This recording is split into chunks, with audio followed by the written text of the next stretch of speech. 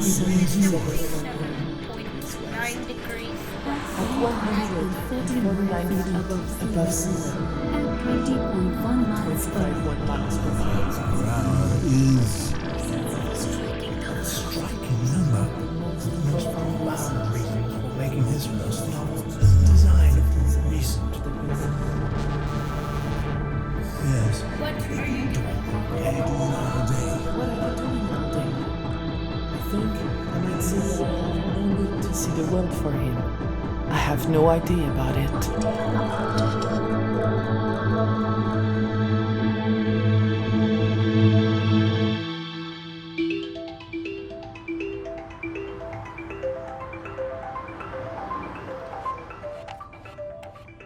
To ascribe authorship to a computational system invokes a lot of conflicting definitions of what writing is and what an author is, primarily because when we read, we empathize with somebody on the other side of it. So when we talk about artificial intelligence, we're talking about something very technical. We're talking about a definition of intelligence that doesn't have human attributes that we associate with art. So putting those two together can be upsetting for people, because art is something that is such a strong part of our identity as humans. Cave paintings. When this poetry comes out, that Ross has designed all of the parameters around, all the technical parameters. Who is the author? Tech art isn't fully being accepted yet because of these exact questions, because people can't really grab onto that, and they're not necessarily buying that AI deserves to be considered a humanist entity. So who is writing the poetry? I really don't know how, I don't really know how to answer that question.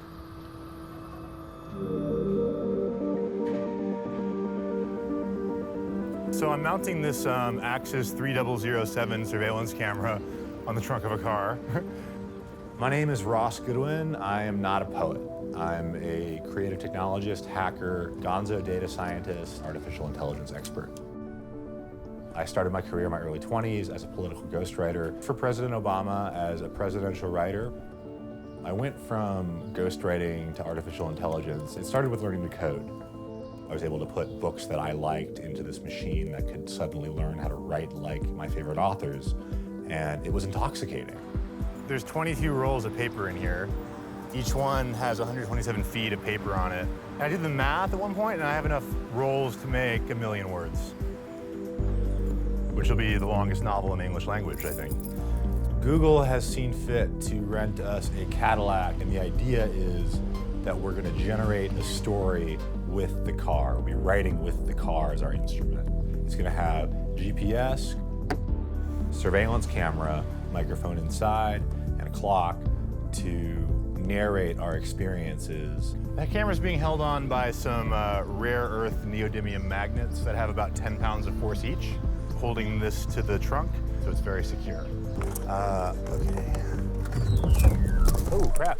That's not good.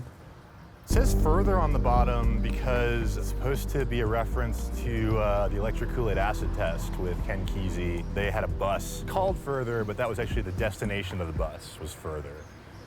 So I'm hoping that's our destination on this trip as well. It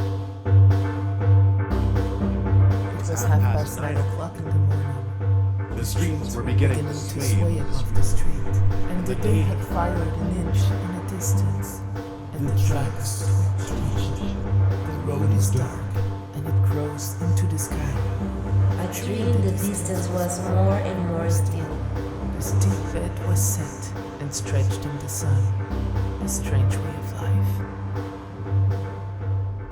This is a machine that, when it starts learning, it's just spitting out random messes of letters and spaces and punctuation.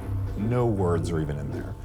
This is a machine that learns, by looking at books that humans have written, what words are, what grammar is, and how to put together ideas into sensical sounding sentences. And it's not quite human level. I mean, this is more like an insect brain that's learned how to write.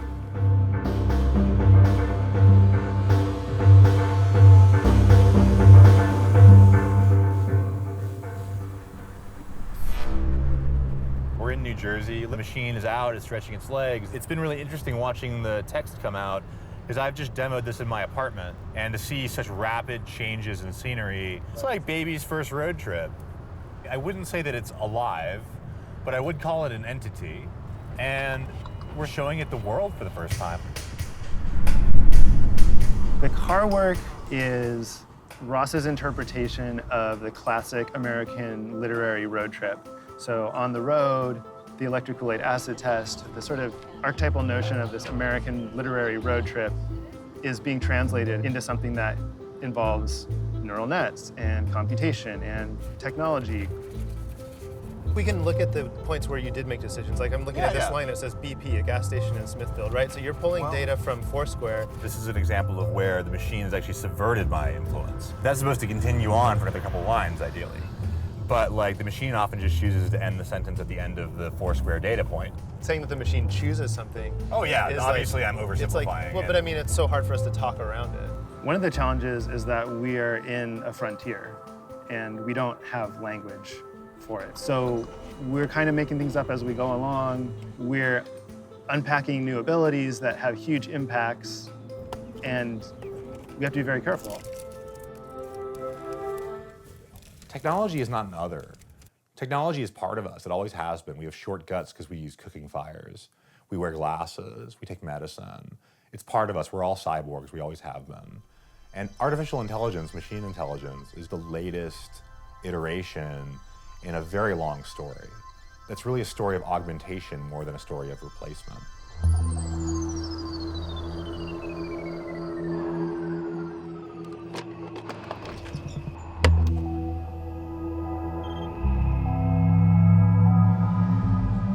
As you can see, we got a lot yesterday. It's all here.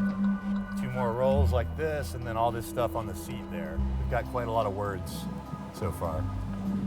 I think trashing the inside of the car is just part of the experience really here.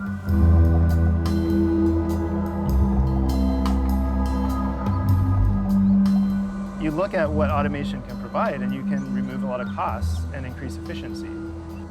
Those costs are funding human existence, people's lives. I think some of the scary things that people associate with AI is that AI will replace humans. And I think that Ross's work challenges that by suggesting that there might be some sort of a collaborative future. It was 10:39 in the morning, and there was no trace of any factory in the open. Walmart Supercenter, a big box store in New Orleans. And the headlights had been given rise to consciousness. Power lines in the sky, he said. This is a building that brings the prisoners to the station.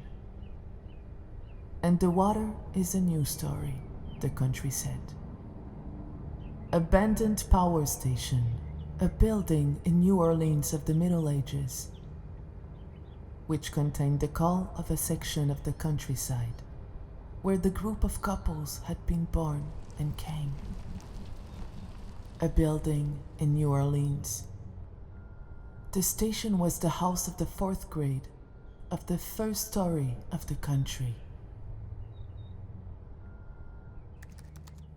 With AI, I'm most excited about the idea that I could have this companion that knows me better than anyone, and that I can create things with, that is custom tailored to my needs, that will do exactly what I need it to do to help me produce work that's beyond my native capacity right now. For me, AI is really about giving people the tools to reach beyond their native capacities. That's what technology is about in general.